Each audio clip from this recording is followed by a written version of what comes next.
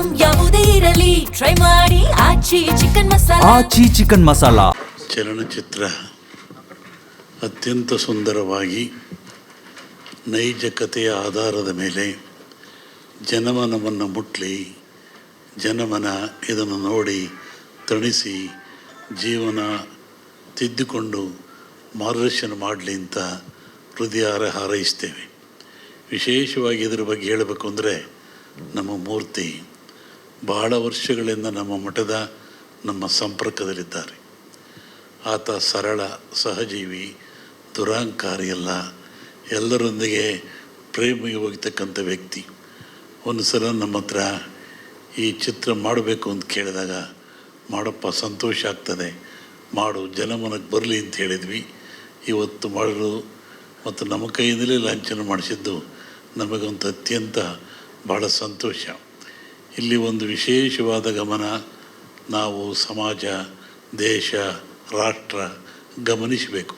ಏಕೆಂದರೆ ಸಾವಿರಾರು ವರ್ಷಗಳಿಂದ, ಶತಮಾನಗಳಿಂದ ಯಾರನ್ನು ನಾವು ದೂರ ಇಟ್ವಿ, ಯಾರನ್ನು ಅವರ ದೂರ ತಳ್ಳಿದ್ವಿ, ಯಾರು ಯಾವುದಕ್ಕೂ ಯೋಗ್ಯರಲ್ಲ ಅಂದ್ಕೊಂಡ್ವಿ, ಅಂಥ ಸಮಾಜದಿಂದ ಬಂದಂಥ ವ್ಯಕ್ತಿ ಇವತ್ತು ಬಹಳ ದೊಡ್ಡ ಕೆಲಸ ಮಾಡಿ ಸಮಾಜ ಮುಂಚೂಣಿ ಬಂದಿದ್ದಾರೆ. ಅಂದರೆ ಇದು ವಿರೋಧ ಮಾಡಬೇಕು, ಹಾರೈಸಬೇಕು.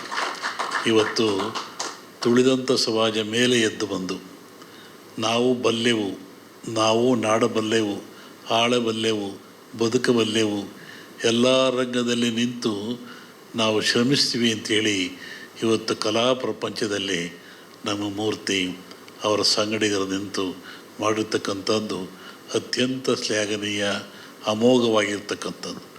ಬುದ್ಧಿಯುಳ್ಳವರು ಮಾಡೋದು ದೊಡ್ಡದಲ್ಲ, ಜ್ಞಾನಿಗಳು ಮಾಡೋದು ದೊಡ್ಡದಲ್ಲ, ವಂಶಪಾರ ಬಂದಂಥ ಪರಂಪರೆಯರು ಮಾಡೋರು ಬಂದದ್ದಲ್ಲ.